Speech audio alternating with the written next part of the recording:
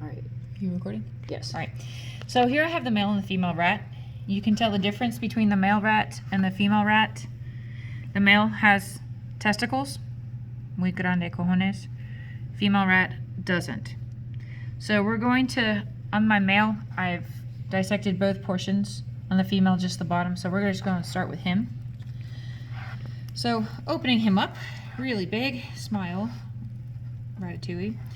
These two big things right here, and then the little pockets, these are our salivary glands. Our salivary glands are what's producing your saliva, and inside your saliva you have amylase, which is going to break down starches, and we have lysozyme, which is going to break down the cell walls of bacteria. So this is produced in your salivary glands, and that's controlled by your nervous system. Behind all this, moving the muscle here and here, we have the trachea. This tube, move the muscle out of the way. We have this tube right here called the trachea. The trachea has rings of cartilage, and the rings of cartilage help keep it from collapsing. You could kind of say the rings. This is part of your respiratory system. This is what allows oxygen in to get to your lungs and CO2 out. Behind your trachea, you can't really see it very well, is your esophagus. We'll get to the esophagus later. So leading from your trachea, we're going to go into our lungs. Break him open more. So we have our lungs here. We have one side and then the other. Our lungs is where gas exchange occurs, oxygen in, CO2 out. And where it's occurring is the alveoli of the lungs, the respiratory system, and the capillaries of the circulatory system. In between our two lungs here, two sets of lungs, is our heart. Our heart is part of our circulatory system. You can see this little area here, usually on, it's a different color, but not on this rat. This is an atrium, and this big thing is the ventricle. The ventricles are the pumping chambers, the atriums are the receiving chambers. Things you need to know about your heart. Atriums are receiving, ventricles are pumping. The left atrium is the largest chamber because it has to pump throughout the whole body. The aorta is the largest artery. The vena cava is the largest vein. All veins have oxygen-poor blood except for the pulmonary, and all arteries have oxygen-rich blood except for the pulmonary.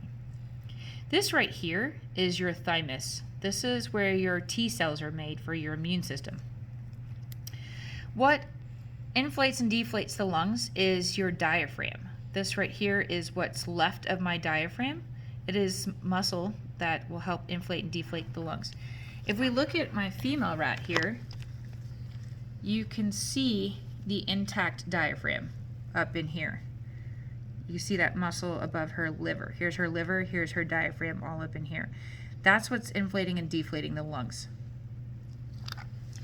So, respiratory system, the lungs, the diaphragm, and the trachea. Circulatory system, your heart and your blood vessels. This big, huge thing right here is your liver. Liver produces bile, and bile breaks down fat.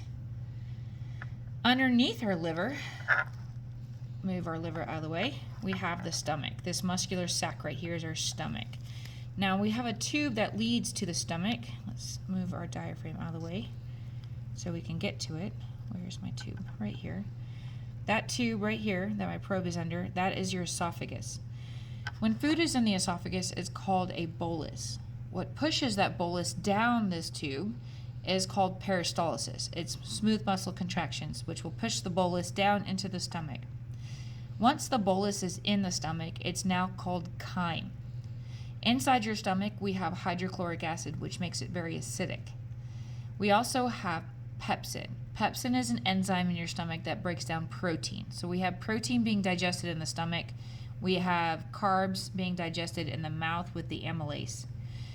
What protects the stomach is mucus. Inside your stomach, we have mucus that help protect it from the acidic environment so it doesn't dissolve when it's doesn't dissolve your stomach. Coming out of our stomach, we have the small intestines. All of this is your small intestines. They're not called small because they're short. They're called small because they're skinny. We have a lot of small intestines. Inside your small intestines, we have little finger-like projections, which are called villi. This is what helps increase surface area to help absorb more nutrients. This is where most of nutrients is being absorbed. So we had carbs in the mouth with the amylase. We have protein in the stomach with the pepsin. In your small intestines, we have everything. We have carbs, we have lipids, and we have proteins. Nucleic acids are all being digested and absorbed in your small intestines. Once we pass through all of this, there's a lot of it, we get to the large intestines. And we call it the large intestines because look how fat that is. Look how big that is. What's left is just cellulose and water once we get to the large intestines. And we're going to absorb all the water here.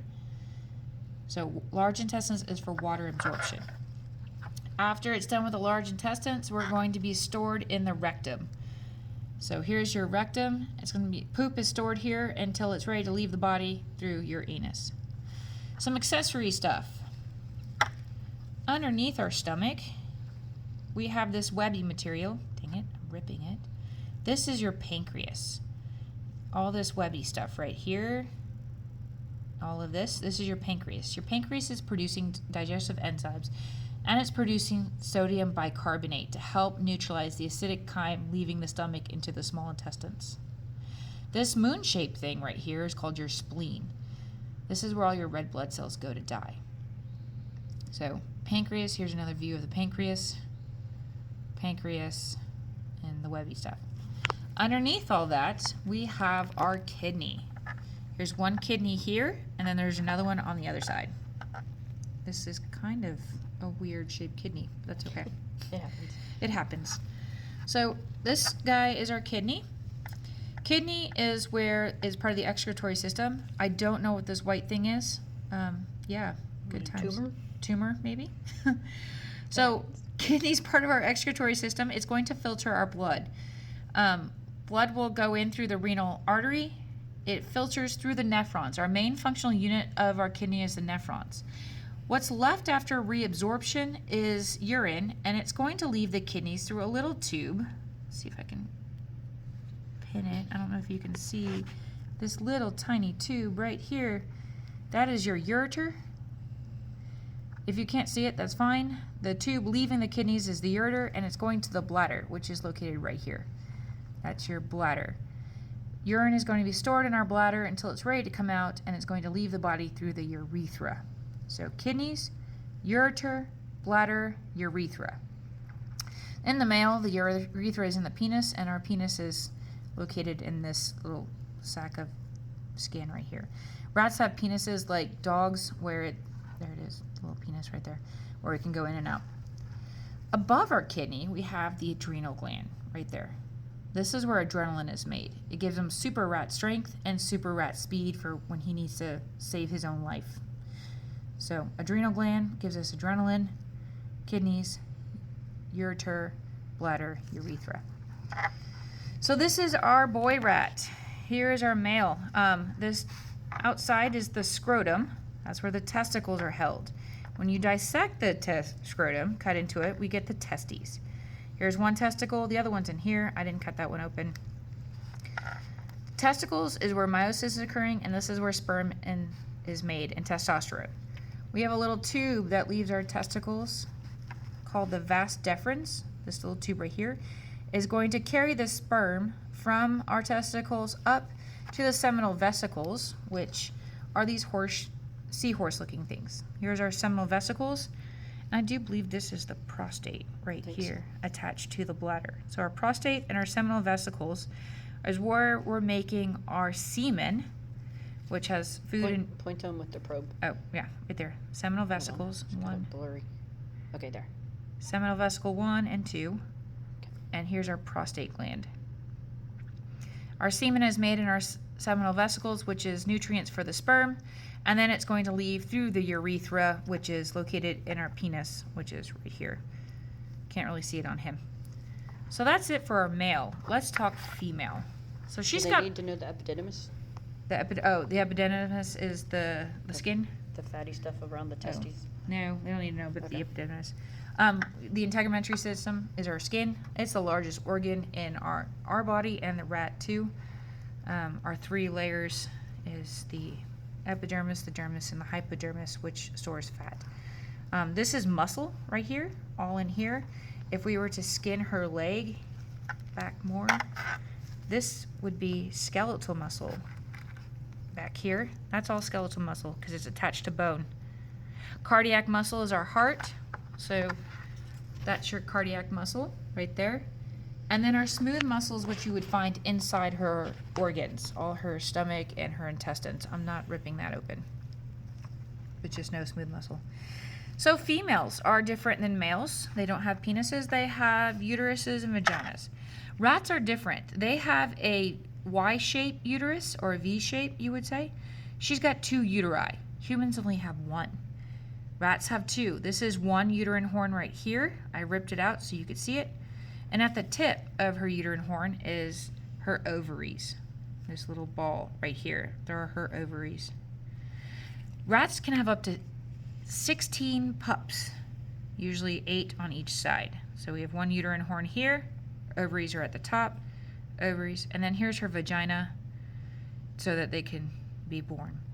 So rats are different in the fact that they have 2 uterine horns, and they're also missing their gallbladder. They don't have a gallbladder.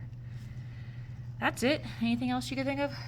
Did they have to know the masseter and digastricus muscle? Nope. Okay. Nope. That's it. Excellent.